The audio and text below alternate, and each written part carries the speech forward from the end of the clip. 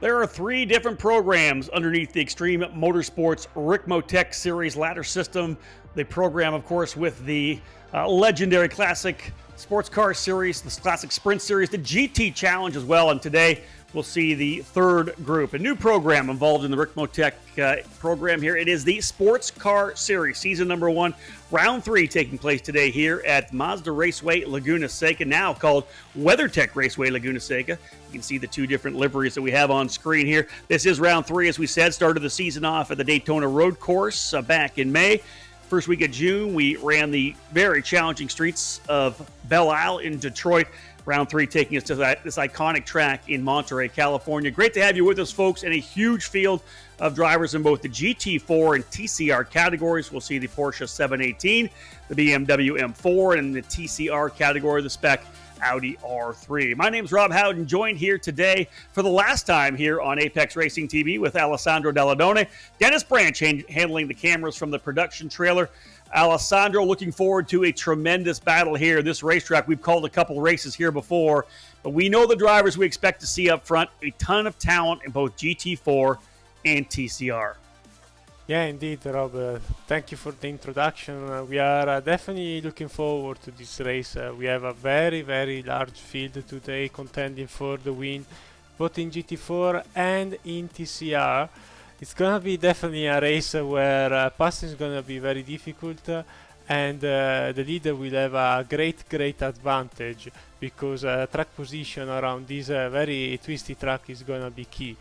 And we will see in just a few moments, thanks to the track guide by Kevin Ford, this track is pretty nasty, and with such a big field, it's gonna be very interesting. Yeah, quickly looking at the track itself, 2.238 miles, about 3.57 kilometers, 20 degrees Celsius here today, 11 corners on this challenging racetrack. And for a look at this particular facility and all the ins and outs of the track here at Laguna Seca, let's pass it over to Kevin Ford as he provides us with today's track guide. Welcome, everyone, to WeatherTech Raceway Laguna Seca. What a beautiful day here to give you this track guide around this 11-turn, 2.2-mile course. And this track actually has over 180 feet of elevation changes. A beautiful track, very familiar to many drivers. Many history books have a lot of stories from this place, I can tell you that. Let's get ready to head up the front straightaway here. So we get rolling to cross that starting line here. Very fast entry down into this tight left-hander of turn 2. We're coming around turn 1 here, just a slight left-hander. This will bring us down into a wide entry here into turn 2. Known as Andretti hairpin, this is the double left-hander. Gonna ride those apexes nice and tight, get a good launch. Wide exit and then back left to get that nice wide track out for the entry of turn 3. Heading over to turn 4 here, it's a quick little jaunt. Into turn 4, wide apex. Nice wide entry, you can get a good launch up off that corner. This will bring us down to turn 6. This is a tough one here. Really got to get that car down to the bottom to really extend that room to track out off of that exit. This corner is important up here. It's a blind entry of the kink. Oh man, that thing is hard to find. Here we go, up Ray Hall straight to the world famous corkscrew. Down on the brakes, nice and easy, down into second gear. Take this corner nice and tight, back to the right. Very difficult corner. And then into Rainy Curve, one of my favorites. Turn 9 here at Laguna Seca. Down into the right-hander of turn 10, kind of a bold turn, a little bit of banking here to get some nice traction and speed up off the corner. And then one of the most critical corners on the track, turn 11. The final turn, very tough to get right. You can't use up too much of that off area there. You will get an off track, and nobody wants to get those during an event. Crossing the start-finish line there you go. There's your track guide for the beautiful WeatherTech Raceway Laguna Seca.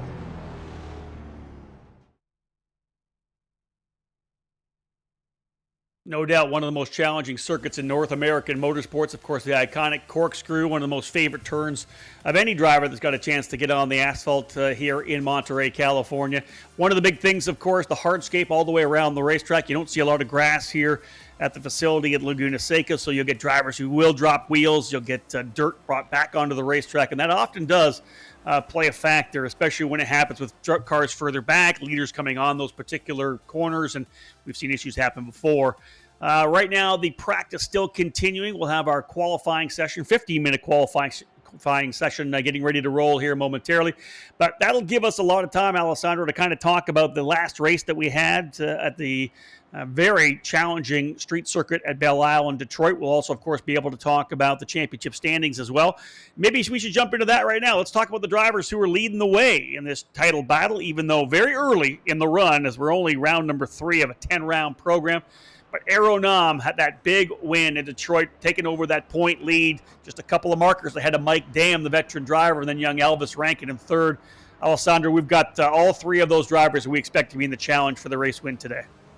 Yeah, indeed. Aeronam, Mike Dam have been fighting really hard in the first 2 rounds, with Mike Dam winning the season opener under the lights at Daytona, and the finish Aeronam getting the win on the bumpy street of Detroit. So we will see if we get the third winner out of 3 races with Elvis ranking, or you can also go down the order in the standings like Tyler Shiflett or DJ Alessandrini. It's all drivers that have been very fast, maybe are not yet used to this car yet because it's fairly new on the service, but you never know. This track definitely provides a lot of surprising options, and anything can happen, as we saw in the few races we commentated on here at Laguna Seca, Rob.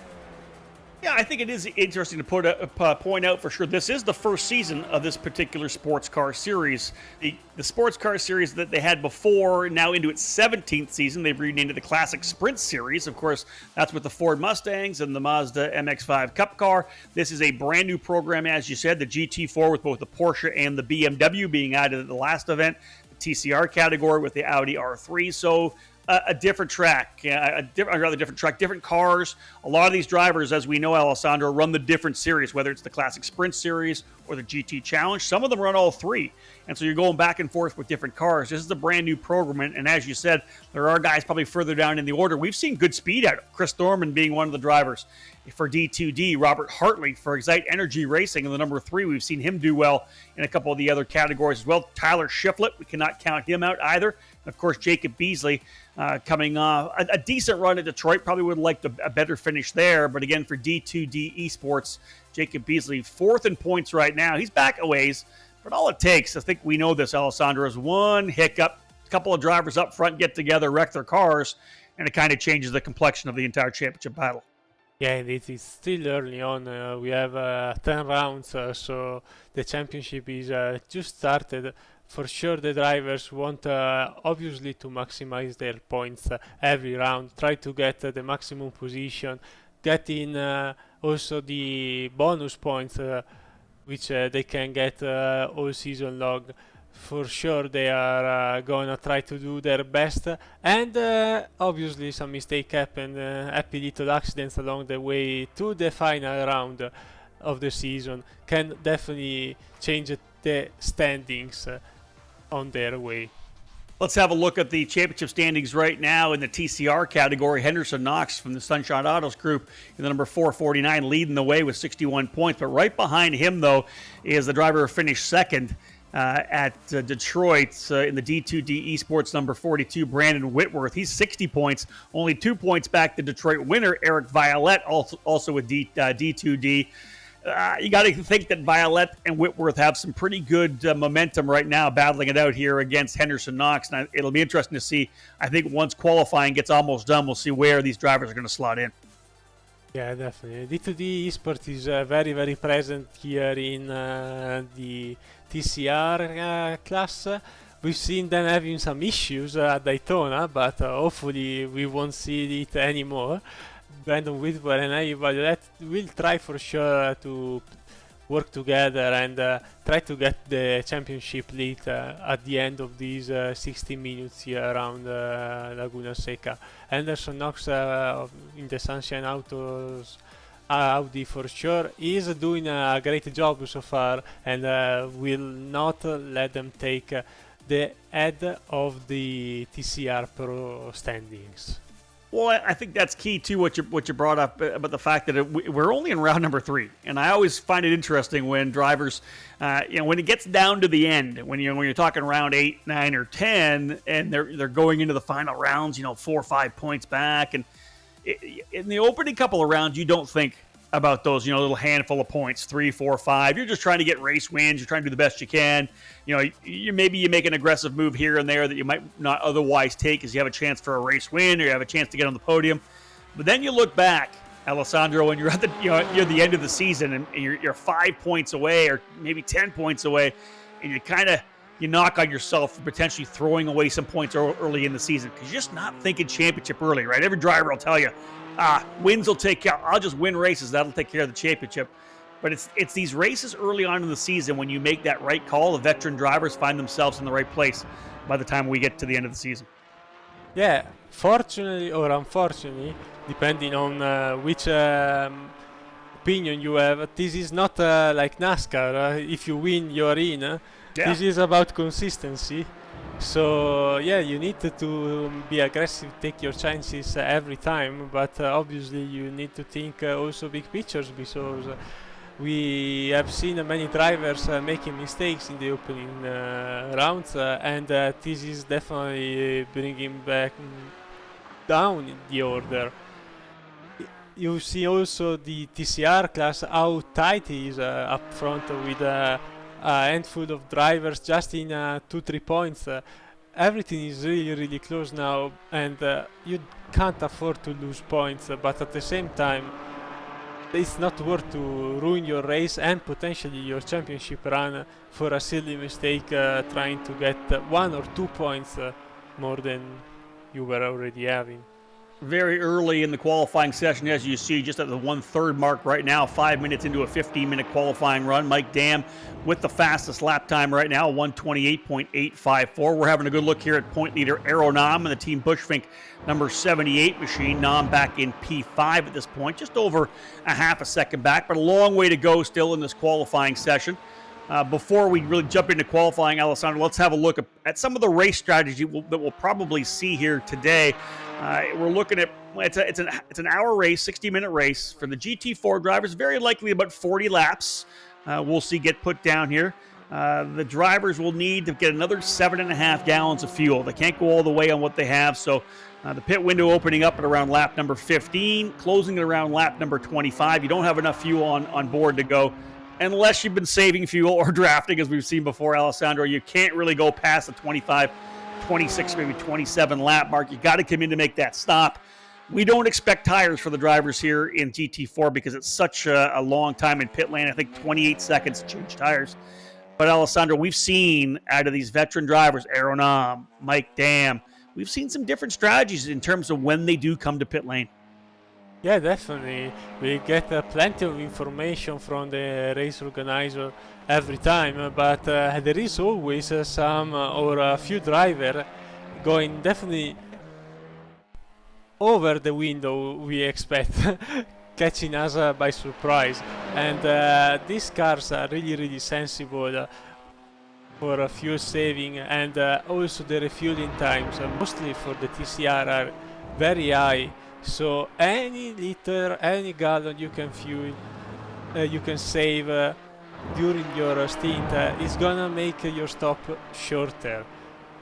Doesn't seem really like to be really hot today here, so I expect drivers not to take tires also in TCR, even though they might just put front tires, where actually you get all the grip in front wheel drive cars, and stay there a few seconds longer. We will see. It's gonna be interesting. As per usual, strategies vary from driver to driver, team to team, so it's definitely gonna be very interesting today. Over the season of the 3 different series that we have here in this Extreme Motorsports program with the GT Challenge, the Classic Sprint Series, and the Sports Car Series, we've oftentimes, especially in the lower horsepower categories, seen either whether it be 2, 3, 4, 5 car draft packs, or potentially, Alessandro, just 2-car breakaways. We've seen that happen before, and I think when we do see those 2-car breakaways and with one driver who leads the majority of the way, you and I expect the driver in back maybe taking care of the fuel number a little more, trying to save some fuel to try to go that couple of extra laps to make that final pit stop a bit shorter. We've seen that for sure in the TCR category as well, and I'm really interested to see who's going to step up. Right now, the driver on the racetrack here, Andrew List, for the D2D Esports team in the 61. Fast driver on the racetrack right now for the TCR category, 131.484. He's ahead right now of Matthew Warner. Kevin Carlisle in the 3rd spot, but here comes Caleb Lavender, a driver that we see on all 3 of the platforms. Lavender now moving to P2, back by just under 0.2 of a second. So past the halfway point, 6.5 minutes left in qualifying. And Alessandro, seems like the drivers getting ready to dial things in here now. Yeah, we have seen already some drivers entering pit road, closing their qualifying effort. Here Kevin Ford, one of the few heroes in the BMW M4 GT4, sitting now in 14th place, 1.2 behind the leader Mike Dam. Very courageous choice by Kevin. And also I think we have Russ Raddock in the 95 in the BMW, because the BMW is known to have a very bad balance of performance at the moment.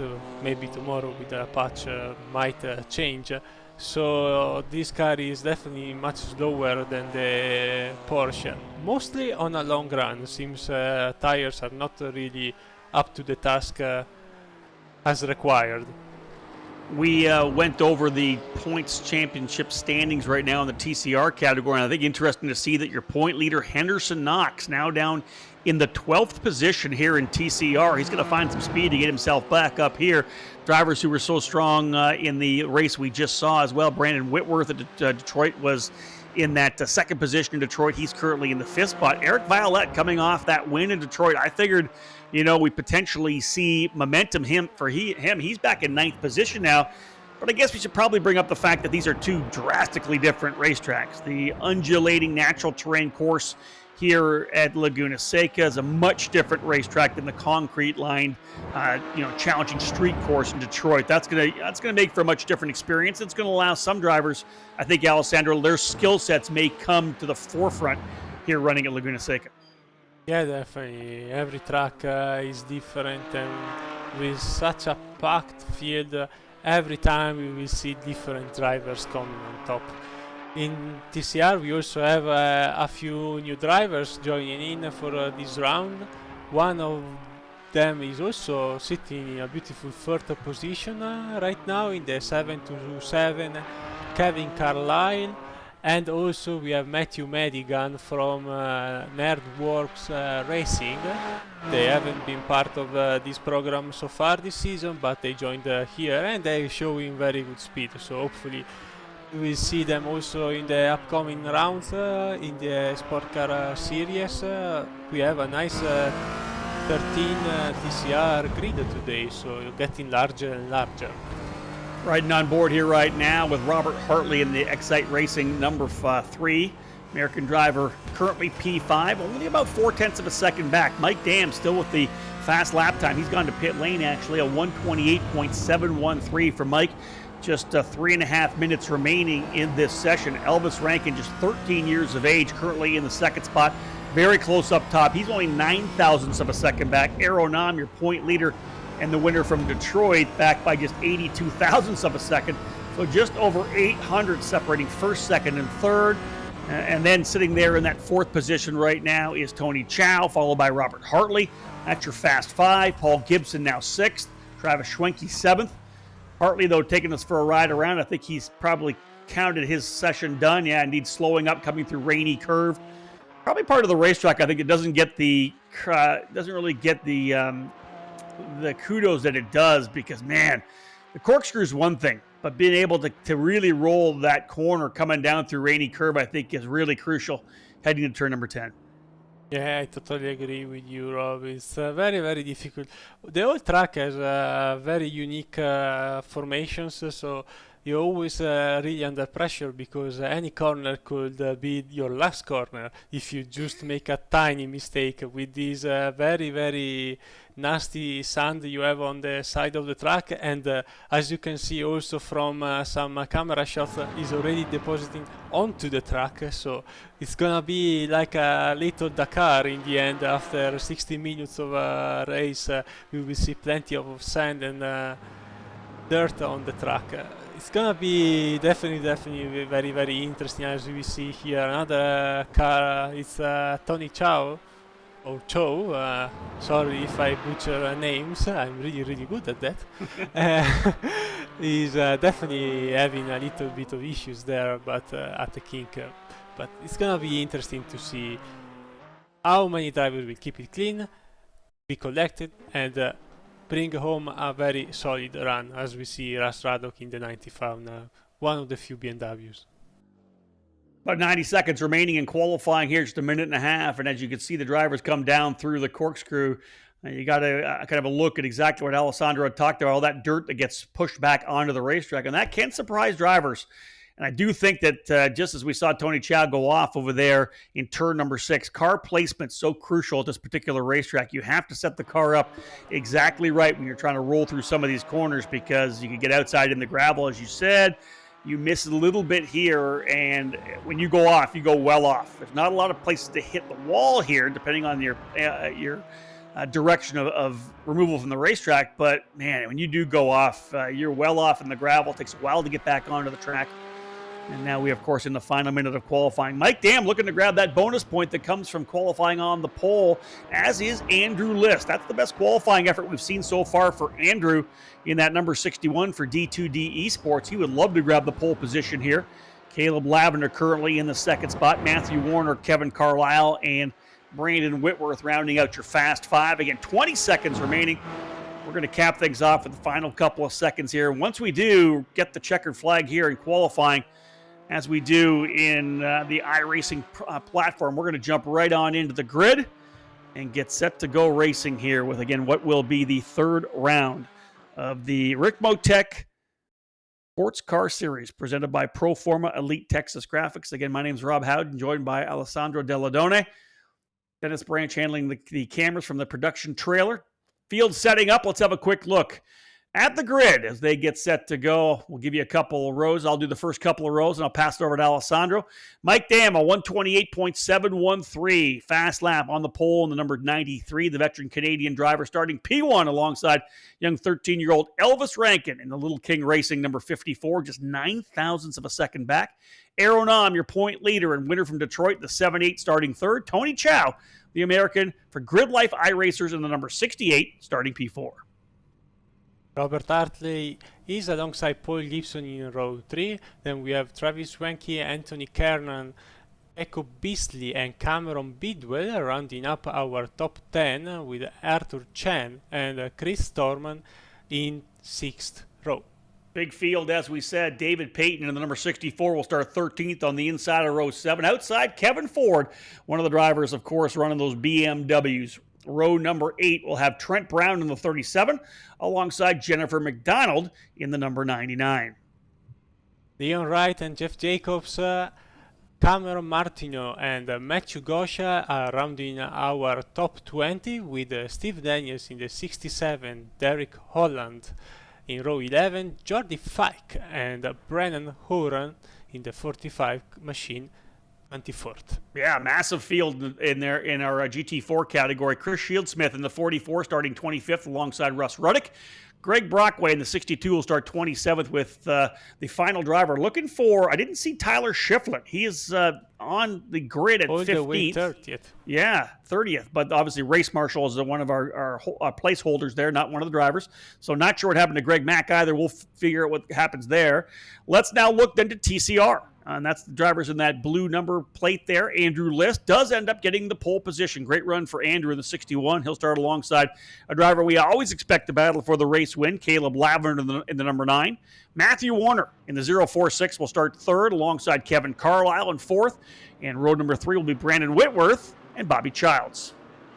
Yeah, our second part of the field in TCR is with Riley Downey in the 14 Audi alongside Ken Ladd, Eric Violet for D2D Esport, Matthew Madigan in the Nerdworks Racing, one of the 2 new drivers for this round, Edgar Sanchinelli, Anderson Knox, Michael Key and Tyler Lugo Vickery, and in 45th and last place from Frito Sport Racing, the 05 Evan Wood. Yeah, big surprise for both Eric Violette, winner of in Detroit, and Henderson Knox, your point leader, both outside the top 10 in qualifying for TCR. So a massive field, as we've told you, ladies and gentlemen. It's a big one for sure. We end up with a total, I want to say, 44 drivers set to go here. So expect some traffic as well. We know that the GT4 cars are quite quick. There will be some slower GT4 traffic. We'll likely battle it out with some of the TCR front runners, but we should see the GT4 drivers eventually work their way into the back of the field in TCR, and that will be, of course, a big part of how things kind of dial in for the racing. Drivers working their way around the track right now. Alessandro, final thoughts before we go green? I'm really looking forward. The race is gonna be very, very hectic, I bet, because all the drivers in both classes are really close, and both classes are actually very draft dependable, so we will see, in my opinion, a few groups forming, but as the pace car, the beautiful Porsche pace car, is coming down the final corners, we are ready to start the race here in the GT4 class. Again, folks, Laguna, Seca, beautiful track here in Monterey, California. We're about set to go for round 3 of the Sports Car Series here. Big thank you to Ricmotech and Proforma Elite Texas Graphics. Thanks to everyone at Extreme Motorsports. We are set to go here, ladies and gentlemen. Mike Dam will start on the outside, or the inside of the front row. Elvis Rankin on the outside. Drivers lining up before we get ready to go, and we are underway. Drivers on the throttle. Green, green, green.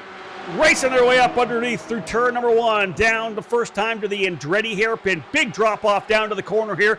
They'll fan out 3 wide. Mike Dam to the inside. Elvis Rankin overcooks it. He's going to put at least 2 wheels off. Rankin's going to fall down deeply. No, that wasn't Rankin. That was another driver. Rankin. Aeronom. That was Aeronom. You got to be kidding me. Point leader going off, trying to overcook it through the corner. He'll slot back. Here comes the drivers in TCR again. Mike Dam and Elvis Rankin. 1, 2. Our drivers here in the TCR category, Andrew List and Caleb Lavender. They're getting ready to start round number 3 here as well. They'll go off the race steward call, and indeed they are racing as well. So a good start here for Andrew List. Let's see how the TCR drivers handle the first run down into turn number 2. They'll go 3 wide as well. List kind of in the middle. Want to make sure you stay at the right part of the track to be able to get the grip down when you're under braking. TCR driver's doing a good job. One driver a little bit wide, coming out of the corner there, out of turn number 2. That driver slotting into the inside of the racetrack. That, I believe, was the number 9 of having a little bit of trouble there. Caleb Lavender. That car, bit of a tank slapper, Alessandro, but we are underway with both categories. First lap, getting ready to go in the books. Yeah, indeed, very action-packed racing at the moment. Lap 1 start is under review. Maybe someone jumped the green light in either of the 2 classes. We will see when the steward will get back to us with a response. But Mike Dam leading the race to the start. Elvis Rankin, who actually almost lost second position to Aeronom before the Flying Fin missed the apex in turn 1 and eventually fell down the order. Is now 13th, so 10 seconds back. Not the greatest start for our only European driver. Well, selfishly, Alessandro, as announcers, I don't think it's the worst thing for us to have Aeronom back in 13th, because you know he's coming back forward. He's going to give us a storyline to talk about over the next hour's worth of racing. We're just 2.5 minutes in. The clock started as soon as we got rolling. But indeed, a great start for Mike Dam as he's able to hold everybody back for the first time down through Andretti hairpin. They'll work their way up the Rahal straightaway here, and that sets up for the corkscrew. You can see the number 54 there of Elvis Rankin tucking right back in. Robert Hartley there as well. And again, we'll see what kind of packs start to grow up here, develop here early. 3-driver breakaway, then 4th, 5th, and 6th, not that far back. That's Chow, Gibson, and Kernan.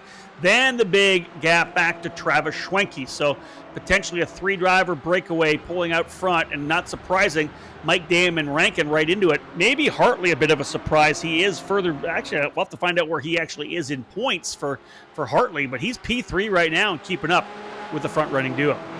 Yeah, I'm not really surprised to see Robert Hartley up front. He's probably not as a usual top 3, top 5 contender in this category. We know he's super fast in the Mazda, in the classes championship, but at the same time we know how talented he is, and for sure he's gonna try to stay up front. This 6 car pack is trying to break away, as we see Hartley using even more than the track allowed. Start has been reviewed, no actions from race control, so no penalties for our runners, as we see the gap from Kernan to Travis Schwenke opening up even more, about 2 seconds now. As we get again watching Robert Hartley there in that number 3 machine, a quick look at the points standings. Had a really good run in the opening round at Daytona, but had a DNF at the very start of the race in Detroit. Finished 40th overall in the combined category. Only 1 point he was able to take away from there. So I think recovery kind of in the mind of Robert Hartley right now, chipping his way, trying to get back into the championship battle here. Anything can happen over a 10-round program. Obviously an issue with Hartley in Detroit. He's going to count on the fact that the others will struggle at one point as well. He's currently 14th in points, but running strongly here in that third spot. He's got Chow behind him, so that's kind of the battle we're watching here as well. But Aeronam, again, the guy we'll watch coming forward. He was 13th at a time, all the way up to 12th. But closing, that's the key. Not that far back. He's just turned the fast lap, a 129.429. Fastest driver on the racetrack, currently 12th. But again, Alessandro, I think a driver with the experience of Aeronam will understand that he's just got to put good laps down, work his way back forward, pick guys off one at a time, and then get himself to the point where he can knock off an absolutely perfect pit stop to potentially gain a couple more seconds. Oh yeah, indeed. We have plenty of time. 55 minutes left. Mike Dam is definitely having a very good pace, but from the start, to be fair, I don't think Aeronam actually lost anything from the leader, so he's keeping up with a very good pace, and he only has a bunch of drivers to go by. But with his race pace, racecraft we have seen from him so far in multiple series, I know he can definitely get back to where he belongs in a solid top 5. But never say never, as we see live here, Aeronam 11th, just past last lap, the only BMW running, I think. Russ Radok, yeah, he joined us, but started from pit road. Kevin Ford, 12th. Ooh, we have a spinner. Yeah, there's a bit of help there. The 156 of Cameron Bidwell going around in turn number 11, and that was tough because Aeronam was trying to roll the corner there. Here's Bidwell here in that 156 coming down through the very tough turn number 10, setting himself back up, closing here, and just, thought about going to the inside. Got it crossed up going in, looped around the number 16 as well. Trying to pick up the number of the 16. That's Travis Schwenke. So he got into the back of Travis Schwenke coming through turn number 11. Schwenke went around, Bidwell went around, and that was a big, big win for Aeronam, who now finds himself in 8th position. Lost a bit of pace and a little bit of ground to the leader, but the bottom line is he's worked his way up to P8 now. Here's Mike Dam through the Ray Hall straightaway. Top 3 breakaway like we talked about. Dam, Rankin, and Robert Hartley. Yeah, we see if the gap is gonna open up also this time by when we go across the line, but definitely a very unfortunate event, what we saw on the last corner between Schwenke and Bidwell. The incident is under review, so we expect a communication shortly by the race controller about it, because even though it was a marginal mistake, as we get right now the indication that the 156 is going to receive a drive-through penalty to be served in the next 3 laps. That's tough. He came in at turn number 10, got it on the brakes, was thinking about looking to the inside potentially, and the car started to rotate before he really even got into the turn-in point. Was able to save the car, and if it had not been, I think, for the fact that Schwenke was right there in front of him, there wouldn't have been contact. He probably would have been able to save it and then continue on, but with Schwenke where he was, contact was made, and again, as we've said before, avoidable contact, and you're going to get that penalty, so a drive-through there, disappointing, of course, will drop him well down the order. Watching now the battle for 4th position here. So we have 1, 2, 3 pulling away. This is 4, 5, and 6. This is Tony Chow, Paul Gibson, and Anthony Kern, and those drivers not that far back actually from the front-running trio as well. Only about 2 seconds back, although Mike Dam, Elvis Rankin, and Robert Hartley pulling away a little bit. I'm pretty impressed as well with Andrew List, the leader in the TCR category in that number 61 machine. Andrew doing a good job. Here they are working their way into the Andretti hairpin. You can see right behind him right now is Matthew Warner, Brandon Whitworth, who of course is a championship challenger, currently running in the 3rd spot. Kevin Carlisle, new to the program here, this first season of the Sports Car Series, and Riley Downey rounding out the top 5. Remember, we had an issue with Caleb Lavender, currently in the 9th position after that incident early. So Lavender going to have to fight his way back, and he's right in front of the point leader Henderson Knox, who now runs in 10th position. So the leader in the point standings in TCR in 10th, up 5 spots already. So pretty good run so far for Knox, Alessandro, trying to claw his way back into a good points day. Yeah, indeed. Obviously, the race is still very, very open. We have a long way to the finish, the TCRs are definitely gonna face a lot of trouble when they are gonna be hit by the faster GT4 traffic. Anything obviously can still happen, and Anderson up still is having a very good run. As we go back to the top 3 here with them, Rankin and Hartley, they opened up a 4-second gap to Gibson, Kerman and Chow. So for sure they are gonna try to open it up even more in the next few laps before hitting the TCRs, because obviously traffic could play an advantage, but also at the same time, if you hit it at the worst part of the track, you might lose a lot of time. Yeah, indeed, we've seen that before. If a leader can make that pick on one of the slower cars in the TCR category right at the right time, slide by and pinch everybody else behind, that's a key move. Any kind of strategy for a front-running driver.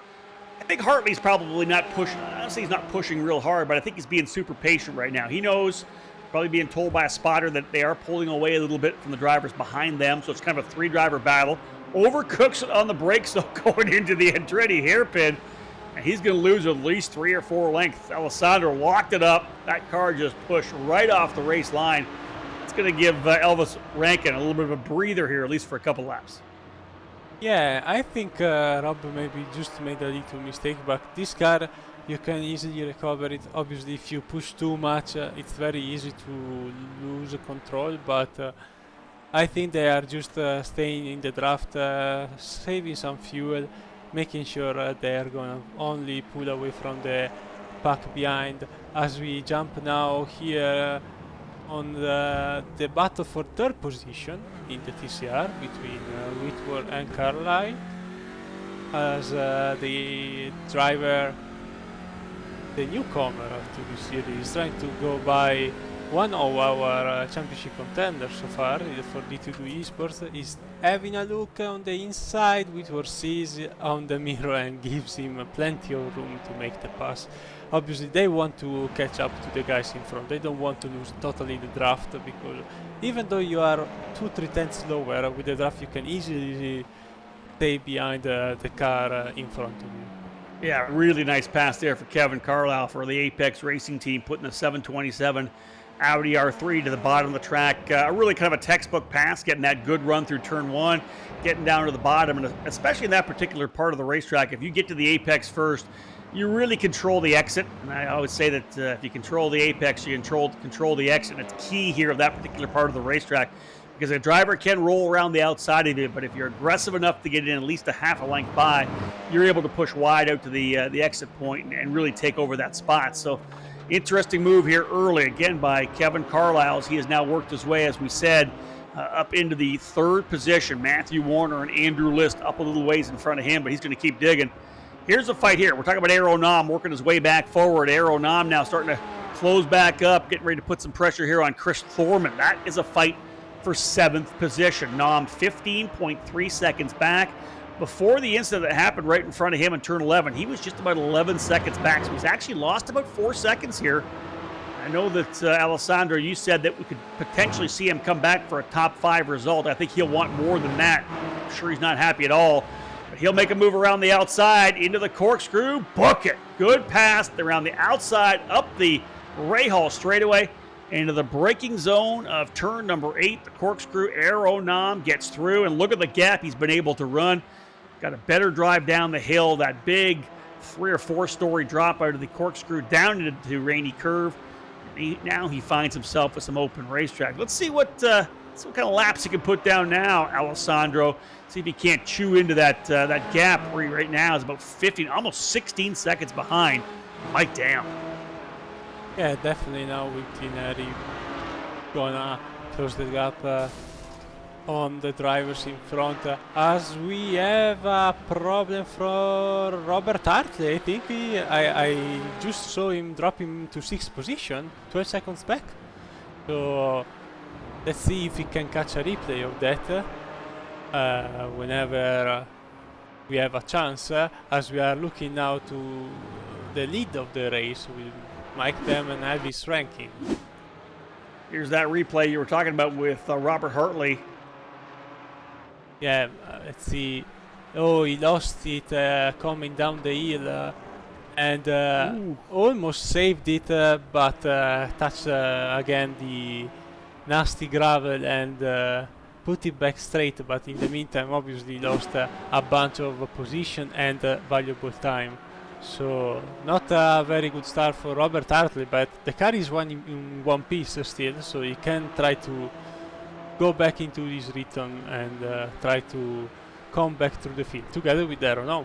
Well, he knows he's got the speed. That's the key thing, right? He was able to run with the front three drivers, and we talked about how crucial and how tough that rainy curve is as well. Getting the car placed correctly to hit the two apexes, the middle apex, of course, being the crucial one for the corkscrew, getting right down through that compression and getting the car in the right direction. So when it shoots out of that compression, you're heading down to the right part of rainy curve. But he just didn't quite get out of that corner cleanly. Found himself in the gravel, so he falls down, as you said, to sixth position. Aeronom closing up as well. Aero doing a great job here right now. He is currently in the seventh position. Now going to work here on Robert Hartley. In fact, is he through on Hartley already?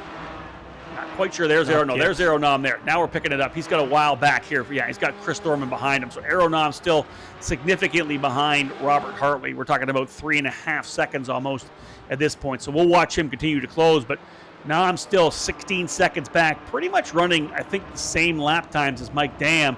But right now it's Dam and Rankin. It's going to go down to these two drivers here, the veteran Mike Dam and the young 13-year-old Elvis Rankin. Looks like the two drivers we're going to see battling it out here, although we're only, again, as you said, Alessandro, early in this race, just past the quarter mark, 16 minutes, 20 seconds in, lap 11. We don't even open the window for the pit stop until lap number 15, and we'll find out what these drivers do. Do they come in early? Do they wait till late? We'll be interested to see what Elvis Rankin does. How does the strategy play out in this fight for the race win? Yeah, indeed. Rankin is doing a great job sticking to the draft. As we see here, a lot of traffic in the mid-pack with Kevin Ford in the lone BMW.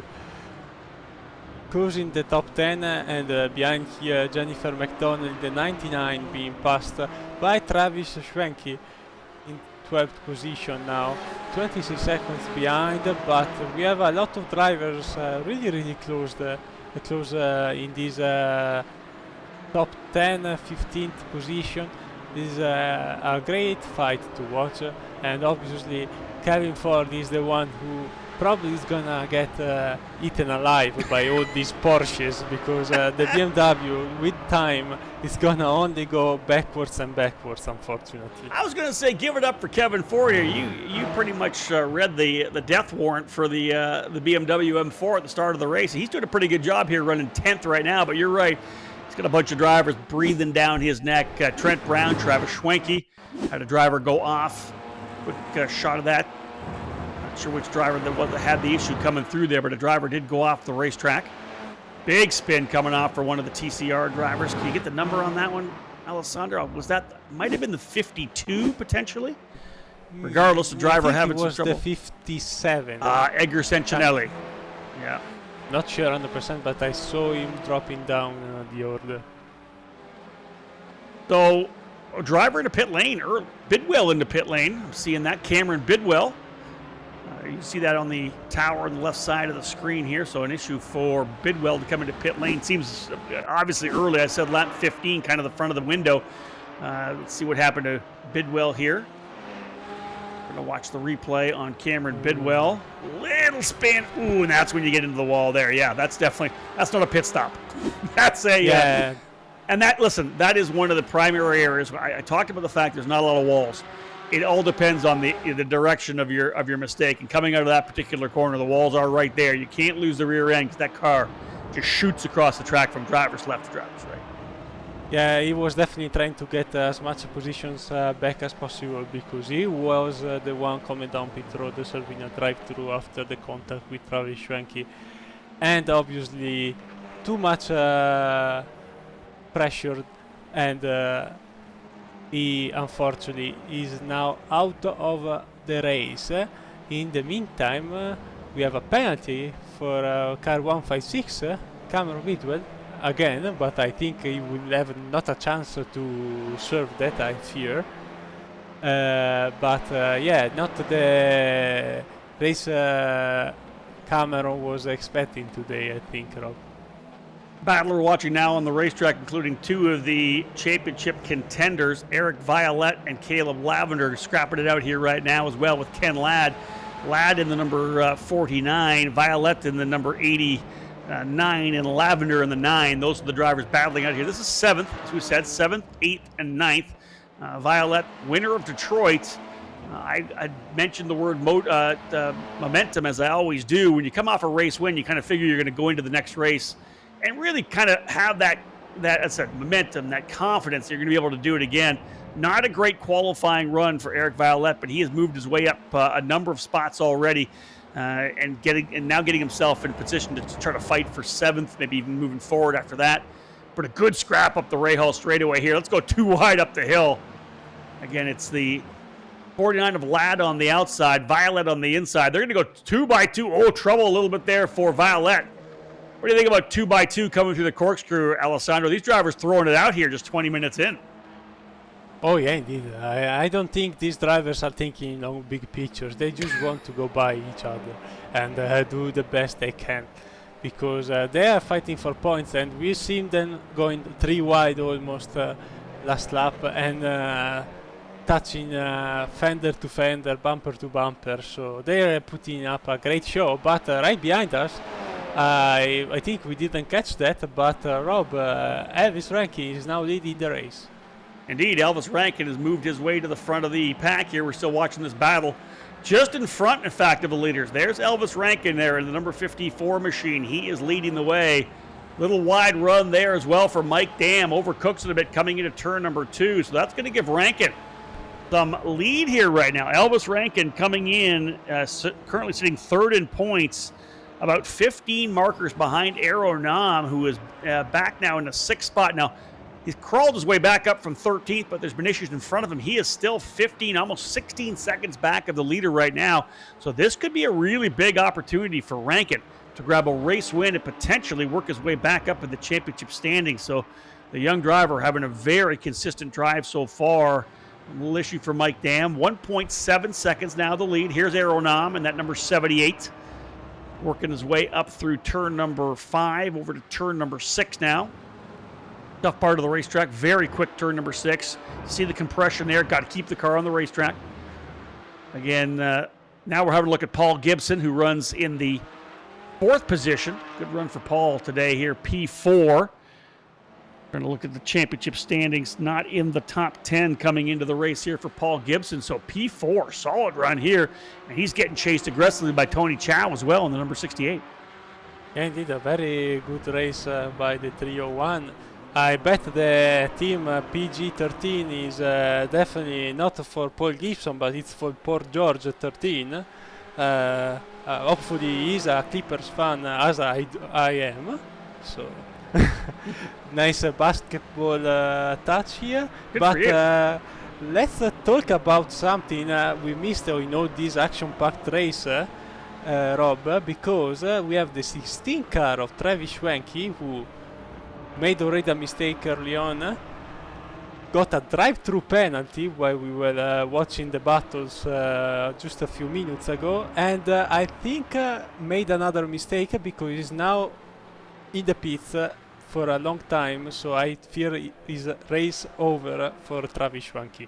Here's your leader in TCR, Andrew List. Start on the pole position, has not been headed yet. It's been a perfect day thus far, 23 minutes into the 60-minute run. Again, a tremendous scrap right now, as we said. Andrew List looking very, very good early on. And again, it's been a great run so far, folks. We are just, as we said, coming around to the 24-minute mark. About 36 minutes remain. Andrew List continues to lead here in this TCR category. Elvis Rankin able to go to the lead and has pulled away to a decent little advantage. Over a second right now from Mike Dam. Stay with us, folks. The conclusion of round number 3 of the Sports Car Series up after this quick break.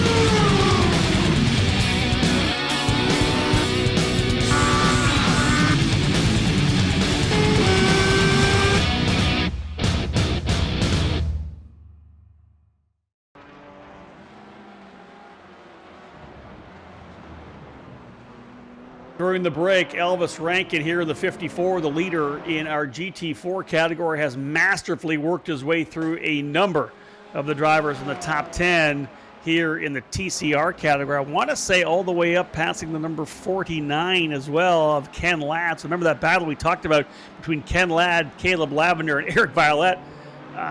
Rankin having to get through that incredibly competitive trio of drivers. Mike Dam doing it as well, but it's been a nice little advantage. Rankin using that time to essentially pull probably about another half a second. Robert Hartley, another off for him coming out of turn number 10. He gets way crossed up hard. Oh boy. And he gets into the pit, end of the pit wall. Hard hit there for Robert Hartley. Alessandro, you got to think that's going to put him on the sidelines for the rest of the day. Oh yeah, I bet he's gonna have a nice visit to the medical care center after that, because I hope he is okay. Yeah, that was a hard hit, and we saw Robert go off there before. He had trouble over in turn number 9, Rainy Curve at one point, and that's what dropped him from P3. Pushing as hard as he could, got it off coming out of turn 10. Yeah, the tail starts wagging the dog, and you're trying to catch up to the car, and eventually found himself sideways into the pit wall, as we said. So tough one for a driver who ran in the top 3 early on, but as we close closer to the halfway point, pit window now open for everybody in the field. We have yet to see any of our leaders come in to pit lane, although, hold on, I think we did actually have a pit for the driver who was the leader in TCR. I think Andrew List coming in early, because right now we're showing Kevin Carlisle as the leader, Matthew Warner in second, Brandon Whitworth in third, Riley Downey fourth, and Matthew Madigan rounding up the top 5. We're going to see indeed where Andrew List is going to tuck back in here when we get back out onto the racetrack. But yeah, pit stop, pit window now open, Alessandro. Let's see what happens with strategy. Yeah, indeed. Already a few laps ago, we saw the first few drivers dropping down pit road, especially in the TCR. Maybe they are thinking about getting a bit of clean air, even though I think they won't find very much today, considering the amount of cars we have on track still. The first one coming down pit road was Bobby Childs in the 88 car, and then Eric Violet, Andrew List all came down, and now they are coming right out of pit road on the far around the top 10 in TCR, but the race is long, and it's gonna be interesting to see how Warner Carlisle also entering now pit road in his beautiful livery for Nerdworks. Kevin Carlisle was indeed the leader. Picked that up after Andrew List made his stop. Here's Andrew coming back around, currently in the 9th position in the category for TCR, working his way down through Rainy Curve. Very, I would say, probably expecting him to be in front of everybody when he comes back around. He's had such a good run so far. Qualified on the pole position, looking to grab his first win of the season here in the Sports Car Series. Again, working his way out of turn number 11. Again, 9th place, as we said, but again, a lot more drivers to come in. We'll see what happens when everybody cycles through. Yeah, indeed. As we are now watching also and released on our cameras, we should also get back to our GT4 class with Elvis Rankin still leading, but at the same time we had Mike Dam Aeronome hitting pit road this time. So Mike Dam, as per usual, spicing things up, showing us how different his strategies are every time, sometimes stretching it all the way to the last tenth of a gallon, sometimes short pitting, making sure to beat Elvis Rankin to do his own strategy. Yeah, indeed. That's the one thing about Aeronome, right? We're never sure when he's going to come in. There are times, I believe it was Daytona. Oh, here comes Elvis Rankin. No, let's jump right into this. Let's stop talking about Aeronome. Here comes the leader, Elvis Rankin. And again, the outright leader as well. He'll bring that 54 down to pit lane. Always that agonizing crawl. Just got to remember that everybody's doing exactly the same thing. So wherever you are on the racetrack, just make sure you don't get a pit lane speed penalty. Here comes Mike Dam down as well through Rainy Curve. And again, Rankin into pit lane right now. That'll give the lead over to Anthony Kernan. We have not seen him yet into pit lane. Paul Gibson will move to second. Tony Chow to third. Here comes Mike Dam. We'll follow Mike in the number 93 Cryptology Orange Racing Machine. Look at this. He's rolling up the hill, and I believe that Rankin just getting rolling, and he'd up the hill over to turn number 1. Let's see what Rankin's going to have. Here's Mike Dam around the outside. This is going to be really, really close. There are some lap cars in front of him as well. Look at Rankin trying to get back on the throttle. He's going to come out cleanly. Nice run there for Elvis Rankin. That one I was wondering about, but yeah, able to get out cleanly. And I'll tell you this, Alessandro, we haven't talked about it. You know, there's always that pressure when you know that the guy behind you is coming, and this particular pit exit is so tough because it's down the hill, and then that big, almost essentially it's your own hairpin left-hander to get back onto the racetrack. So many times, both on iRacing and in real-life racing, you'll see drivers be not patient there, make a mistake, get on the throttle too early, and either loop it around or go off track. Oh yeah, indeed. I'm on iRacing at least now for 5 years, and I lost the count of how many times I just been the car over and over exiting that pit road. So it's always very challenging, especially when you're fighting for position. It's very easy to make a mistake, as we see all the leaders, apart from Tony Chow in the 68 Porsche, hitting pit road again. So it seems like everybody is pitting very early today. Also in the TCR, we've seen essentially almost everybody in the lead pack pit, apart from Matthew Warner in the 046, who is staying out, stretching the fuel as much as possible, and we will see if his strategy is gonna play out. Obviously, it's all most depending on the traffic. This is usually what is gonna make a strategy work or not around this track, Rob. Yeah, indeed. Andrew List, we'll see what he's able to do here. I think there's still a couple of guys to come in the TCR category. I do apologize for bringing up the going off on the pit exit, Alessandro. I didn't know that was going to bring up some bad memories for you. Apparently you've made that mistake a couple of times. I'm not a pro driver, and that's one of the reasons why that's it, right? I make mistakes and keep doing them. Well, don't learn from mistakes. You have to learn from your mistakes. It's fine as long as you learn from it, Alessandro. Come on. Next time. Next time. Come on. Definitely. Here's Andrew List working his way down through the corkscrew, rather. Andrew currently in the 5th position. Again, watching to see his drivers will continue to come to pit lane. Here comes Warner. In fact, there's Warner making his run into pit lane as well. Matthew making his pit stop here. Again, 22 laps in. 25 laps, kind of the end of the pit window. And you can see right now, again, the number 61 of Andrew List. He's got one of the GT4 cars right behind him as well. I believe that's the number 60, trying to work his way through. That's Chris Thorman. I don't think Chris has made his pit stop yet either. Tony Chow, Chris Thorman, and Jacob Beasley, drivers we don't expect have made their pit stops yet. So there'll be an opportunity for Andrew List to potentially get a little bit of draft help from the car in front of him, but he'll come out of turn 2. Curly in the 4th spot now, because of course, as we said, drivers have pulled in.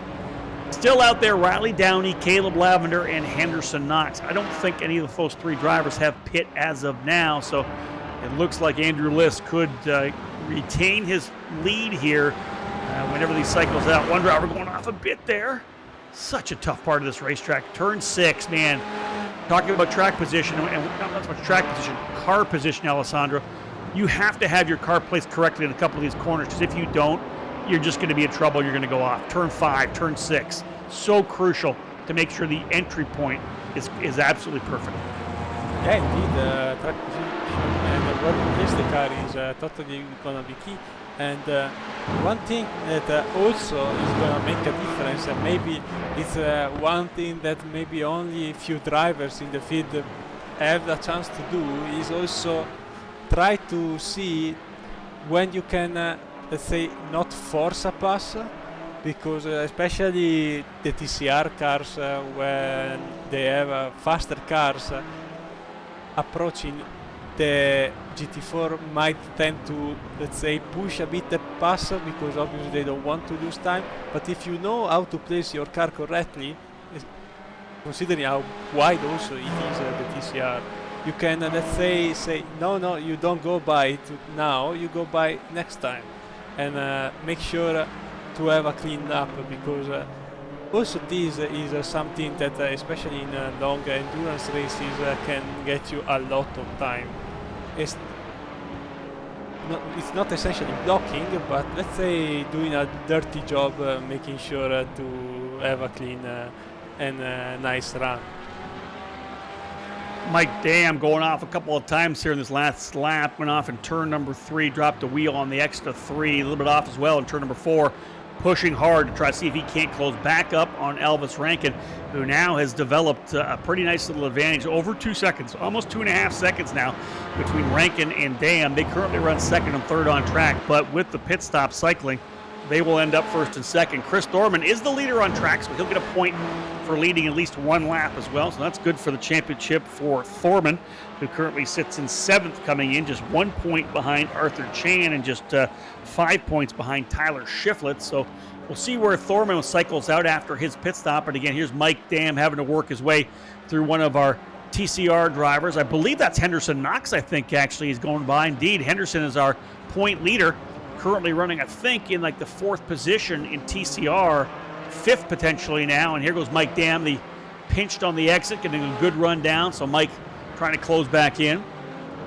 Again, Andrew List has now finally worked his way back. Everybody into pit lane in TCR. Riley Downey coming in.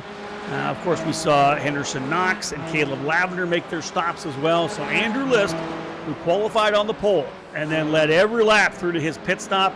Alessandro back to P1. It's been an absolutely perfect day thus far for the D2D Esports driver. Yeah, sizable margin for Andrew List, about 6 seconds to Matthew Warner and Brandon Whitworth. So for sure a great race day for him, but we have still 20 minutes and more to go, so you never say never. You need to be always very careful, because with this traffic anything can happen.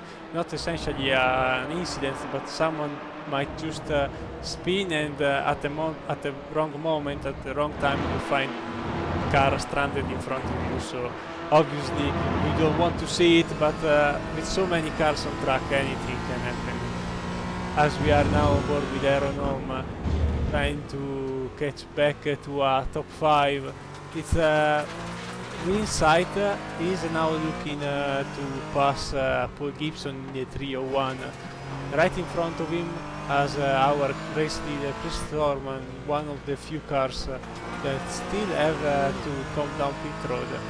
He's now going for his pit stop. Oh boy, Aeronom, so close. Yeah, I was going to say that was pretty close to contact between Aeronom and Paul Gibson. I find it very interesting, of course, with the championship battle coming in, the first 2 rounds. Both of the drivers that came in with point leads not having the best round here at round 3 at Laguna Seca. Again, Aeronom coming off the win at Detroit had the issue in the opening corner, overcooking it coming down into turn number 2, which is the Andretti hairpin, going off track a little bit and ended up falling all the way back to 13th position. He has scrapped his way back up here into 6th. With the speed he's showing, you have to believe there's a chance for him to potentially get on the podium still. We still have 21 minutes to go, and Aeronom only 5 seconds behind the driver Anthony Kernan, running in the 3rd spot. So at least a top 5, potentially a podium top 3 for Aeronom still if he's able to put the pace down. But first and foremost, he's got to find a way by Paul Gibson to be able to get to P5. Same goes with TCR. Henderson Knox came in as the point leader, qualified outside the top 10, and currently running in 11th position as well. So he's made a couple of spots up, 4 spots in total, but definitely not the day that Henderson Knox was hoping to have. So we're looking for a couple of big victories here, depending on how they run on track. Elvis Rankin, 13 years of age, almost 5 seconds on Mike Dam right now, and same goes for Andrew List, who has over 5 seconds right now. The driver closest behind him, Matthew Warner. So good opportunity for both these drivers. In fact, they're kind of running together on the racetrack right now. There's List in the Audi R3 TCR. He actually just got passed by Elvis Rankin. Again, kind of fitting into exactly what we expected. A 40-lap race for GT4, 39-lap race for TCR. Now that the GT4 driver's gone by the TCR leader. Away we go. The entire field's been lapped by the GT4 category. If that indeed works, we've got about 19 and a half minutes and probably around 13 laps still remaining. Pit stops essentially all done for everyone. Alessandro, now it's the sprint race to the checkered flag. Oh yeah, it's been a sprint race since we had the green flag up today, because nobody took it easy at the start. Everybody was already pushing like crazy, as we are still looking at the battle for 5th position between Gibson and Aeronom. Aeronom definitely having a lot of pace, but it's Laguna Seca. It's not so easy to find a place to pass without having to risk a lot. It's very, very technical. You have to take some chances, as we have the 44 here moving to let the leaders by. It's gonna be tough because Chao is 4 seconds, almost 5 seconds ahead on the road. He's close to Kernan too, so the podium is not too far, but time is running down, and Aeronom chances to get a podium or a top 5 is always getting even more far and far. Yeah, let's give it up for Paul Gibson, doing a great job. Here comes Nam. He's going to look to the inside in turn number 2. No. Overcooks a little bit again. Down to the apex goes Paul Gibson. So Paul holding off the point leader and Detroit race winner Aero Nam. That's a scrap right now for the final position inside the top 5. So a great run right now for Paul Gibson, P5. And again, all the work he's having to do to keep Aero Nam behind him, however, is not helping him try to close up here on Tony Chow in P4. And I'll tell you, I think both Tony Chow and Anthony Kernan in the third probably pretty happy with Paul Gibson at this point, because Paul holding back Aero Nam as he has is probably conserving both third and fourth for Kernan and Chow. Would you agree? Totally understand how they could be so happy to see Aeronom still sitting behind Paul Gibson. As Chow and Kernan are swapping positions, we might see something here. Yes, side by side between the two, I think. Entering the corkscrew. I think here someone's gonna go wide. Ooh, Not really, but Tony Chow. He locked it up there. Stopped to avoid an off track.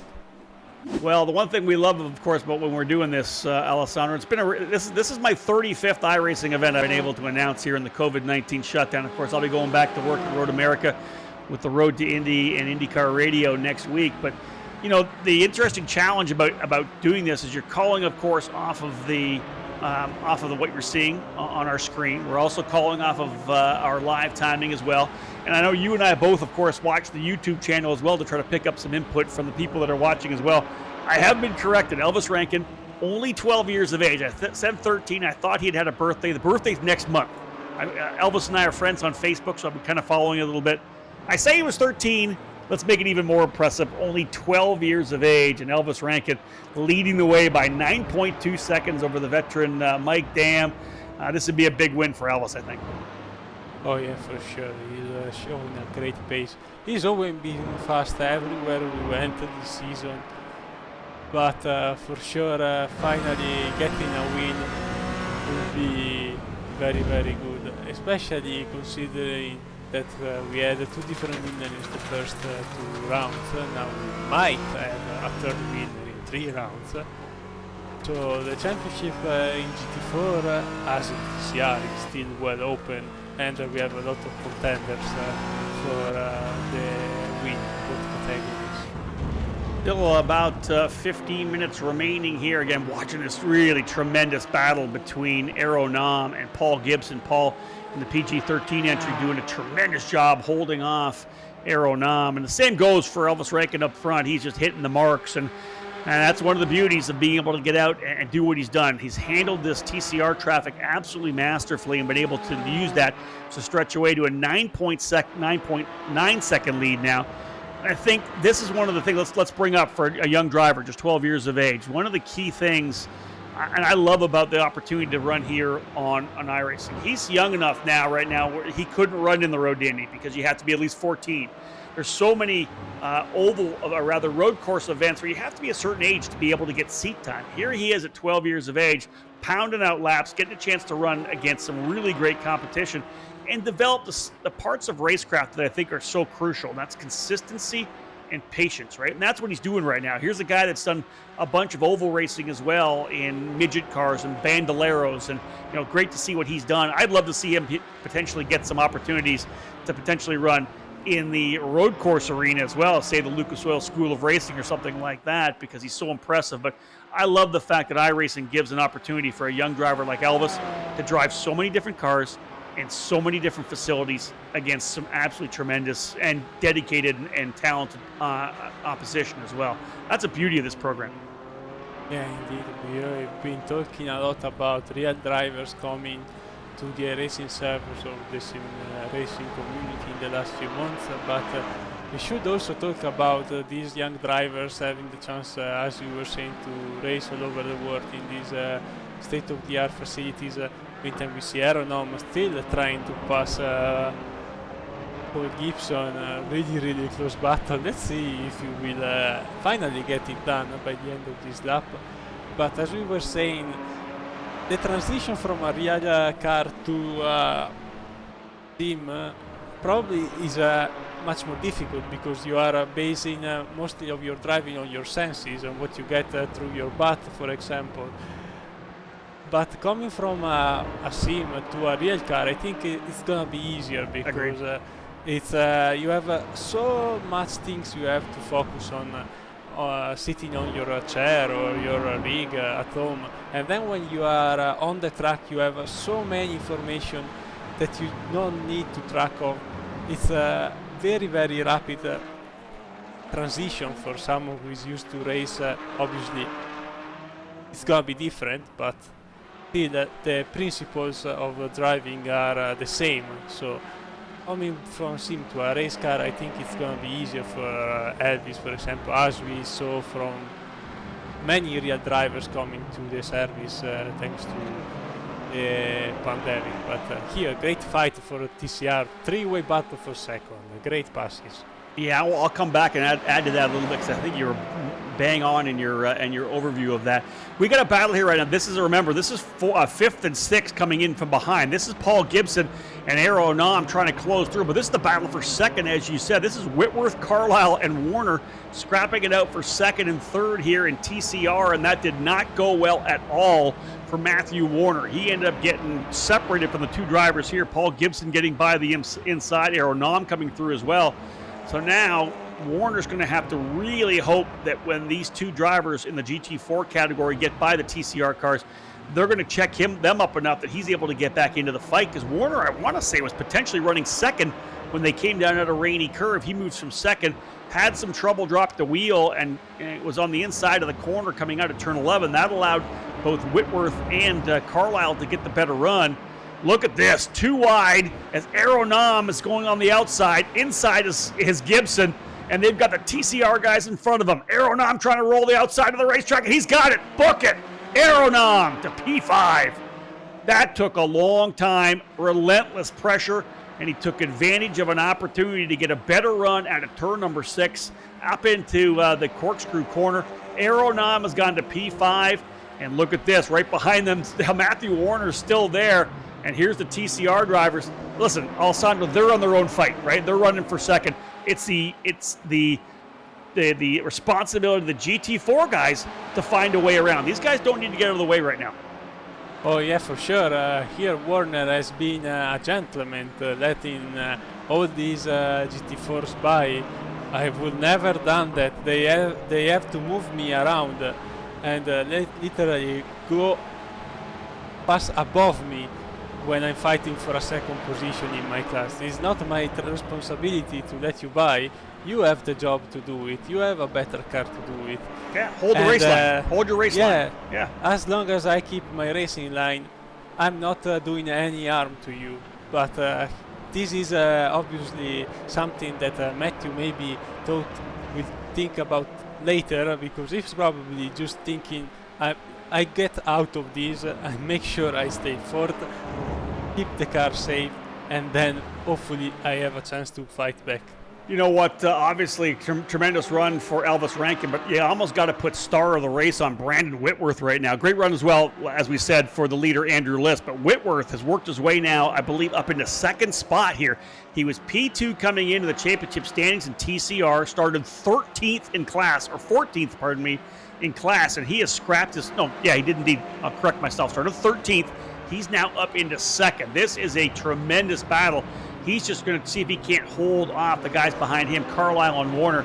But even if he finishes top four, this is big. But Brandon Whitworth working his way now in the D2D Esports machine. That would put them 1-2 as well. What a great run here for Brandon Whitworth. Started outside the top 10, Alessandro, with, 9 minutes remaining. He's worked his way to second.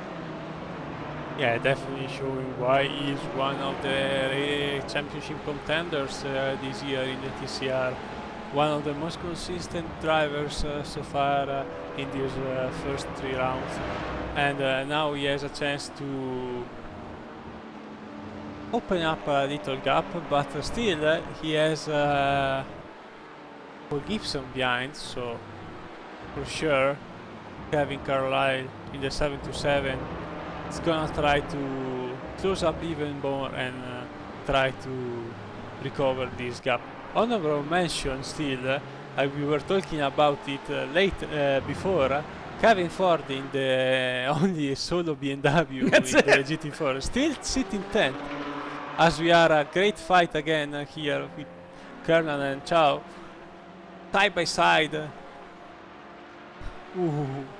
Chow having to hold on to it there, right? Indeed. Chow almost tossed. This is the battle for the final position on the podium, by the way. This is for P3 in the GT4 category, and Alessandro Chow throwing everything right now at Kernan. Got a little wide coming out of turn number 9, rainy curve, and we've seen more than one driver drop a wheel on the exit of that corner and find themselves off track pretty big time. Yeah, indeed. As we were seeing this battle, also another pass between Carlisle and Whitworth in the TCR has happened. Carlisle back to P2. Meantime, we have an incident between car number 7 and 61. Let's see if we can find... 61's Andrew List. That's the leader. Yeah, Anthony Kernan is car 7.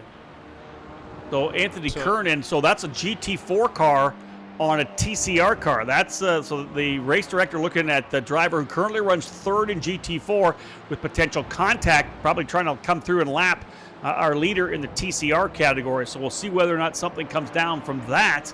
With about 7 minutes remaining, you can see right now, I believe that's Aeronam closing up. Here's Kernan and Chow. You have to believe those two drivers were coming by Andrew List and potentially had some contact there. Again, we'll see whether or not race control hands something down. But this fight right now for third, and you can see the damage to the front of List's car. The front wing on that machine, a little bit of damage. But I'll tell you, this scrap for the final position in the top 3, they're going to, coming across. The number 7 of Kernan getting almost caught up behind one of the other slower TCR cars had to come across. It is a hard place, rainy curve, mid-corner to change your direction and really kind of put some wheel into it. He was very lucky the car didn't go around. Yeah, definitely a great battle. They are going at it really, really hard. I wouldn't surprise me if one of the two goes off the track sooner or later, because look at them, they are moving around so much, side by side through the corkscrew in so difficult places. Hey. They already Alessandro throwing avoidable contact, a warning on Kernan, but look who's coming up behind Kernan and Chow right now. He was 5.5 seconds back. Aeronam is now just 2 seconds back. These guys are battling it out for 3rd. There's Nam right there. Look how close he is. We could have Aeronam in this fight as well, because we still have 5.5 minutes remaining. So let's expect maybe 4 more laps to go. They're fighting hammer and tong for 3rd, but here comes the point leader, Aeronam. Yeah, indeed. They are slowing each other down so much. Paul Gibson made a tremendous job for them, ending them essentially almost a chance to get a podium. But now Aeronam with so much consistency and very good laps is closing so much. They still have to battle each other, because I think Nam is still 2 seconds behind, so they will need to slow each other down. But Aeronam is really, really close to get into the fight for the third position at least. Less than 5 minutes remaining right now. Elvis Rankin leads by 11 seconds. Right now it's Anthony Kernan and Tony Chow scrapping it out for the final position on the podium, but they have a very competitive Aeronom, hungry Aeronom closing from P5. You can see the gap there. That is third and fourth, and there's fifth right there, Aeronom. Right behind them, actually getting a good look, is, again, Andrew List, who has a solid lead. 4 seconds right now for List ahead of, I believe, Kevin Carlisle. Brandon Whitworth in third, Matthew Warner in fourth spot, and Riley Downey now rounding out the top five. Again, there's Brandon Whitworth there. It's second place in the points coming in, running P3 on the racetrack right now. It's been a great run for a guy who started back in 13th, a really strong drive. And again, I talked about earlier about the fact that a bunch of drivers will run the start of the year and say, hey, I'm just going to have to race wins.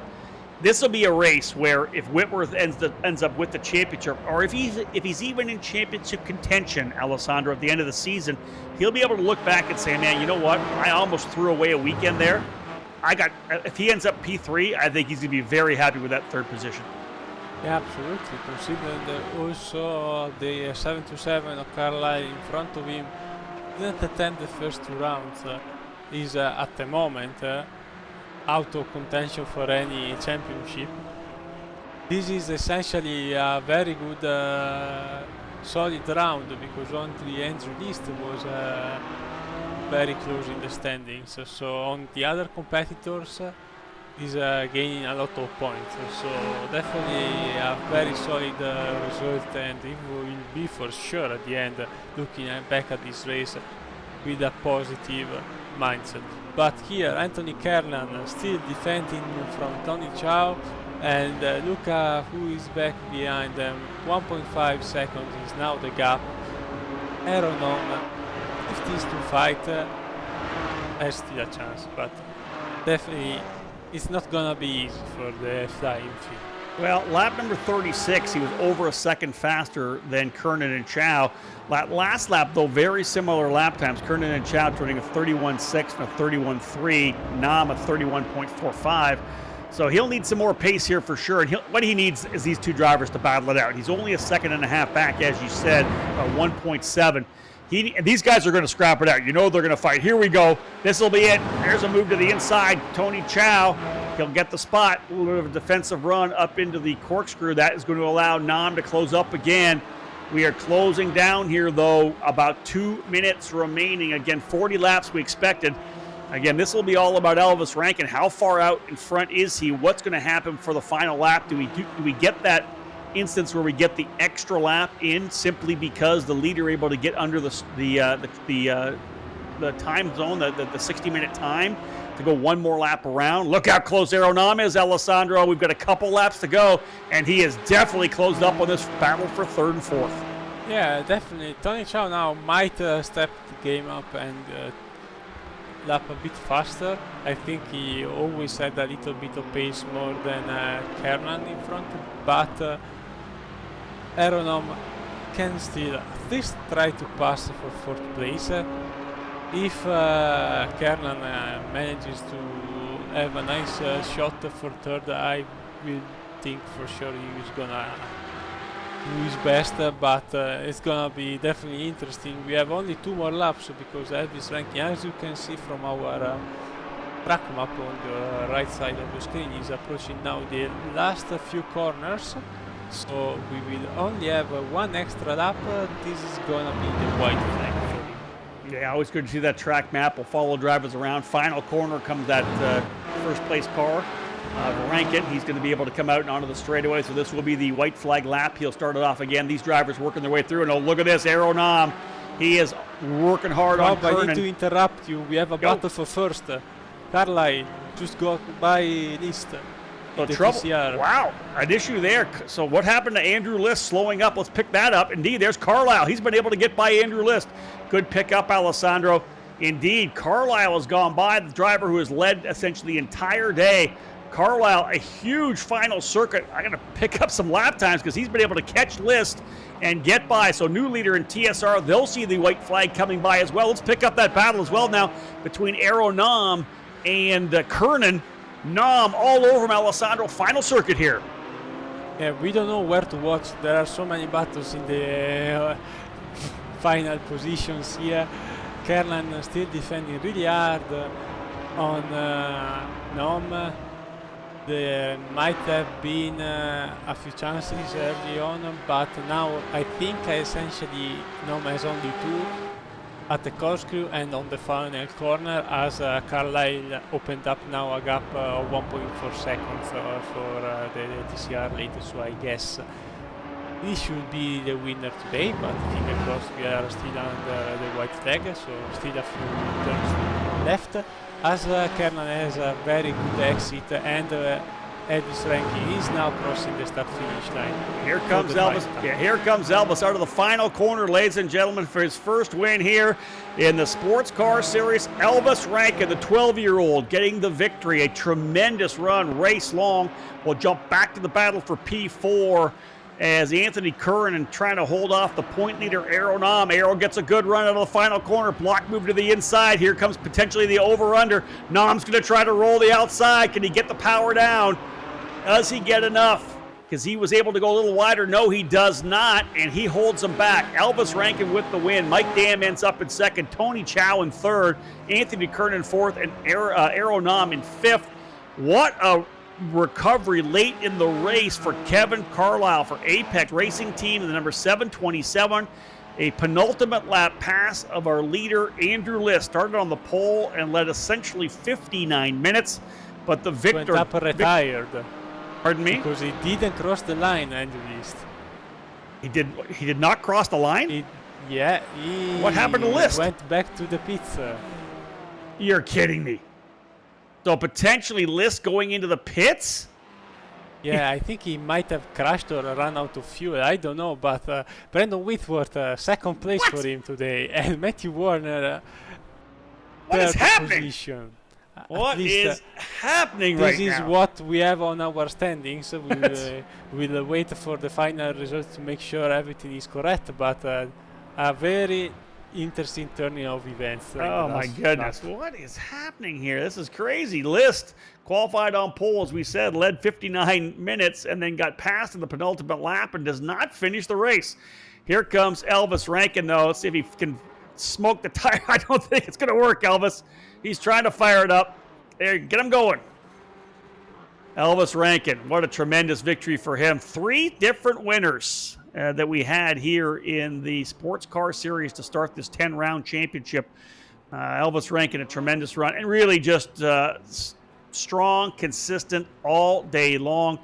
The issue early, of course, for Aero Nom is what kind of set the pace. We'll let Elvis burn down some tires here in his number 54 Porsche 718 after this break.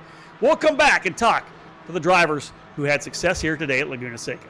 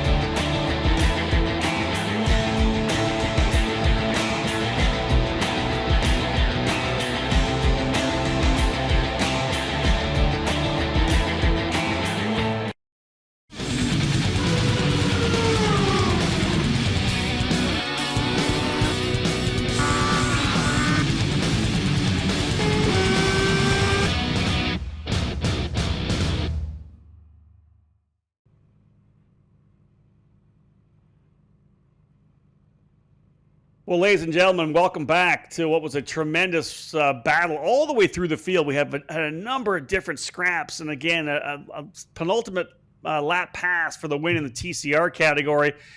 It's always tough when you win like he did because Elvis Rankin, we talked a lot about him, but more of the battles we're having further back. But Elvis joins us here in the broadcast room. Elvis Rankin, congratulations, the third different winner in the GT4 category, the sports car series here tonight. Man, what a run at Laguna Seca. Talk a little bit about just how good you felt out on the racetrack. Oh my gosh, our 54 Porsche Little King racing car was on fire all night. First off, thanks to Mike, he ran me super clean all night. He's so fast. I tried everything I could, and I think the one thing that got me the edge tonight is the pit stop for sure. I know Mike, he didn't take tires, and I was, since the last race, I've been like, I'm taking 2 tires. Last time I took fronts, didn't work. This time I'm like, I'm taking the 2, and I'm going to just try and play my cards right, and thankfully we did. That was one of the best races of my iRacing career for sure. Yeah, I'm glad that we were here for it because you ran so well. And I know you talk about the pit stop being crucial. I think the tires obviously were key, but having those tires, I think, helped you do what was really crucial was you managed getting by the lap traffic absolutely superbly and were able to kind of set the pick on Mike a couple of times. That allowed you to pull away. Did you feel that you had a lot of respect from the other drivers, the TCR drivers? Yes, for sure. Some of the guys, they were really generous about just, on that front straightaway, just letting me take my inside line, not racing me into the corner, and they really just helped me tonight, Let's talk about making it super easy. Let's talk about the last 5 laps, Elvis. Were you getting a little stressed? You wanted to win this race? You know what? I was just cruising. I was like, don't make a mistake. I think the real reason why I got this win tonight was because Mike made a mistake. Arrow made a mistake at the start. And then a couple of fast guys, they made mistakes. And I was just the whole night, I was just like, let's not make a mistake. Let's make it nice and clean. And that's what we were able to do. And then right at the end, I was trying to run down that pack in front of me, fighting for position, just for fun, a little fun thing that I like to do. Well, I'll tell you, you did a tremendous job. You know what? When you get to win races like this, you get to talk about who your sponsors are, who your partners are. So I'm going to give you the floor. Tell us who makes it all happen for Elvis Rankin. Yeah, my mom, my dad, for sure. They're the first ones I have to thank for sure. They really helped me support me with my racing career ever since day one. And then Kevin Ford, Jeff Jacobs, Russ Ruddock, Bobby Childs, the series admins. Without them, we would never be able to do this. And all the sponsors that help us keep on the real track. iRacing for sure. They came out with these amazing cars, let us put this series on for all the series on this amazing platform. And yeah, that's about it. Elvis, congratulations, man. What a fantastic run. A lot of fun to watch. Well done. Yeah, thanks, guys. Folks, not only is he a tremendous talent on the racetrack, very well spoken as well here in the broadcast center. Tremendous run. He is the winner in GT4 and standing by right now with my partner, Alessandro Dalladoni, the winner in TCR, Kevin Carlisle. Yeah, indeed, Kevin. What a great race. A great comeback to this series. A win in the TCR that probably you didn't really expect it the last few laps. Yeah, I think it was kind of handed to me there. I think Andrew was running out of fuel, was in conservation mode, because I know on my actual pit lap I made a huge mistake and got to slow down, so I thought I blew it, and then I saw Andrew, the Delta, just getting smaller and smaller. I knew he was either had fuel or damage or something that was holding up, but good race to him. Sucks it went up that way, but I'll take it. Yeah, for sure. Very, very big mistake if it's so from Andrew List. We were really, really surprised on the last lap to see him dropping so much. What do you think was the key to success today in the TCR? Trying to stay consistent, definitely. I was just really, really patient with traffic, trying to stay out of the way of the GT4s, not hold them up too much, while also staying on attack and just being really, really consistent. I think also it helped me a lot as I took tires on my pit stop, and it actually helped. And I had a lot more speed. I was able to catch up, but like I said, luckily, sucks for Andrew, but great for me that he was running out of fuel. But I was able to get by Brandon really cleanly. Great race to all those dudes. Yeah, definitely a great start of your season. Are you planning on joining us also for the next round, Kevin? You and your teammate debuting in this brand new series here with Ricmotech. Yeah, definitely. I was originally gonna continue my path with Rallycross Pro Championship, but I decided to go against it because I've had so much fun in TCR last season while winning the inaugural championship. So I decided to continue on, and my teammate Matthew Madigan is an awesome dude to test with, and thanks to Terry Rennert, Nerdworks, and Carl Simpson, all those dudes. But yeah, we continue to hopefully dominate the rest of the season. Try to. Yeah, you just came a few laps, a few rounds in, but the chance for the championship is not over. If you keep driving like this, you still have a shot. Yeah, I gotta be flawless, so hopefully luck will be on my side. Anybody you want to thank, Kevin?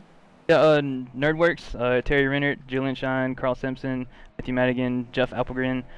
Thanks to you guys in the booth. Thanks to Apex Racing TV. Thanks to iRacing. Ricmotech series, Extreme 99. Put on a great series. It's gonna be fun. Well, thank you very much, Kevin. See you in 3 weeks' time. All right, guys. Rob, I see you are ready with our second place in GT4 class, Mike Dam. Yeah, indeed, Mike. Thanks for joining us here in the broadcast booth. A tight challenge, of course, in the championship standings here. You come in second place in points. You are going to claw some up for sure on Aeronama, potentially take over the point lead. But man, the youngster came and got you today. An absolutely perfect run for Elvis Rankin, but nonetheless a really strong run for you in second. How would you characterize the overall 60-minute run for you today? It definitely wasn't my best outing, but yeah, we were lucky there at the start to have Aero make a mistake there. And then it was a good first stint there. I just tried to keep the pace up. Elvis was right on me. Like, he didn't miss a beat, kept me honest the whole time. Like, he is really fast tonight. I'm really impressed by that. I think what let me down was I didn't take tires on the stop, and that was really, I think I gained a few seconds in the pits, but it definitely wasn't worth it. It eventually left me to make a mistake with traffic and stuff. That was what I was going to ask. Did you find that without the tires, maybe it was just a little bit more of a challenge to handle all the traffic? Yeah, for sure. Yeah, like it wasn't terrible pace-wise, but it was just hard to get on it and manage that. I know every time you climb in the rig, you're trying to make sure you win a race, but all in all, can you stand back and say, you know what, a second place run, pretty solid when my primary challenger had some issues. Now I may leave this race with the point lead, or is that something you're not thinking about till the end of the season? No, absolutely, that's good. It's a good point haul, good finish. Second is good. Happy with that. Elvis, like I said, Elvis deserves this win. Like, he was flawless during the race, and he had the pace, so second is where I should be. Well, obviously, you'll turn your attention now to Watkins Glen, round 4 here of the Sports Car Series, the other programs as well. But before we get to that, let's give you the opportunity to say who you want to thank. Yeah, just these guys. They race hard, they race clean. It's a good time. Kevin and Jeff for putting this series on. They did a good job. It's very professional. And yeah, you guys for doing the broadcast. It's adds a nice touch. Thank you. Well, Mike, we appreciate it. Always a pleasure to watch you out there, veteran driver, and a solid run today, even with the issues you had to get through. Yeah, thanks, guys. Mike Dam, ladies and gentlemen, good run to P2 in the GT4 category. He will very likely be your point leader when we head to the next round of the program here in about a month's time. Before we do that, before we cap things off, let's hand it over to Alessandro Dalladoni with the driver finishing in the second place today in the TCR category. And, of course, that's Brandon Whitworth. Yeah, Brandon today had a very good outing, even though qualifying probably wasn't his best. He managed to get a nice second position. What's your take on it, Brandon? Great job today. Thanks. It's better lucky than good, right? So, when Carlisle was coming up behind me, I didn't think I was going to be able to stay in front of him, and so I kind of positioned the car to make it hard to pass, but I didn't really fight too hard. And then the GT4s came through, and I was into that. But I was able to keep up with them close enough, and then the list ran out of fuel, so I get second. This definitely having you as one of the favorites even though it's still very early for the championship, because we've seen you having a great run every race day and a solid, consistent result. So hopefully you can keep it on going for the next rounds. Yeah, I hope so. Consistency is key. You might always trying to get a win, but this mindset is what is gonna take you at the end, probably towards a win. Obviously, you want to take your risks, but at the same time be consistent with your results. Exactly. Maybe I'll be able to get a P1 here in a race or two, but if I'm up toward the top, then I guess I'm okay with that. Oh yeah, for sure. You have plenty of chances, and I bet you will capitalize on them. Anybody you want to thank, Brandon, before we let you go? I'd like to thank Proformer Elite Texas Graphics for helping us get out there on the track, and D2D Esports. Got to thank the team. They're always a big help. And Ricmotech for sponsoring the leagues. It's a good league, and of course, thanks to you guys. Awesome broadcasting. Thank you very much, Brandon. Hope to see you here in 3 weeks' time. Thanks. Well, Alessandro, there we go. We had first and second from both the GT4 and TCR categories. Interesting to me, I think, the fact that the drivers, both drivers who finished second on track, actually came into this race sitting second in the championship. And with those second-place runner-up finishes, they are both going to actually take over the point lead as well. Henderson Knox, who was the leader in TCR, falling down, he ends up finishing in the 9th position. Here is your race results for the TCR category, I believe. Kevin Carlisle scoring the race win by 3.4 seconds over Brandon Whitworth. Matthew Warner finishing in 3rd, Riley Downey in 4th, and Caleb Lavender 5th. Look at Andrew List all the way down in 10th. Obviously, getting some insight from his teammate Whitworth there, saying that he was running out of fuel, which is just so tough at the end. Henderson Knox, 9th place, last driver on the lead lap for the drivers in the TCR category. That's going to move Brandon Whitworth up as your point leader going to Watkins Glen the next event. Same happened, Alessandro, in the GT4 category as well, where Aeronam had the trouble at the start. We end up getting a race win here for Elvis Rankin by 12.2 seconds. Elvis is going to close up in the championship battle for sure. He was back by only 3 points. He was back by a little further. I think I'd said earlier, probably around 15 points back, I think. So he'll close things up. But Mike Dam, 2nd place, he's going to take over the point lead as well, heading to Watkins Glen. A lot of changes here. Drivers we expected to be fast had some issues throughout the race. Yeah, definitely. Yeah, the championship is still really close. A very good result can easily move you from mid-table position to the top. And I want to give credits, even though I thought it was only go backwards today. Kevin Ford in the 32 Ricmotech Motorsports BMW managed still to finish in the top 10, which is a remarkable result considering how handicapped, let's say, is the M4 compared to the Cayman. Great position for him, solid result, managed to get a few freebies thanks to some mistakes, and a very good result. Hopefully in the next few weeks he will get a little bit of help with the BOP. Yeah, indeed, a great run for Kevin Ford for sure. As I had mentioned off the top of the broadcast, 3 different programs involved here in the Extreme Motorsports Racing Series. Let's have a look at the events that we do have coming up in the next couple of days as well. Monday, July the 6th, the Classic Sprint Series will be back in action at Watkins Glen. That'll be round 4 of the 17th season for the CSS. The next weekend will be July the 13th. The GT Challenge Series drivers will be back at it. They'll be at Spa, the fantastic track, for round number 1 of season 3. We capped off the championship in our last broadcast here, so we'll kick off season 3 and that season opener, round number 1, again, as I said, July the 13th. All the events at 8 p.m. Eastern. And then the Sports Car Series Challengers, what we just saw here this evening, as we've talked about, round 4, Monday, July the 20th, and 8 p.m. start at Watkins Glen as well, that legendary racetrack. of course, in upstate New York. Well, that's going to cap things essentially off here. Alessandro, tremendous way to cap things off from Laguna Seca. Big victory for Elvis Rankin, the 12-year-old, scoring the win over Mike Dam and Tony Chow.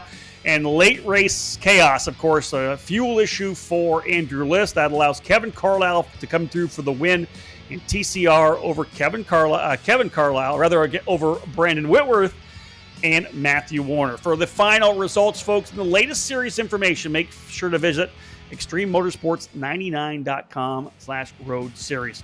We are done from the day here at Laguna Seca. We appreciate you joining us here on Apex Racing TV. It's been a tremendous honor to be able to join so many great broadcasters here on the iRacing service, having a chance to work with the great people behind the scenes as well at Apex Racing. Tremendous to be able to be alongside Alessandro Deladoni for a number of races here in the Extreme Motorsports package. I want to thank everybody for all the kind words.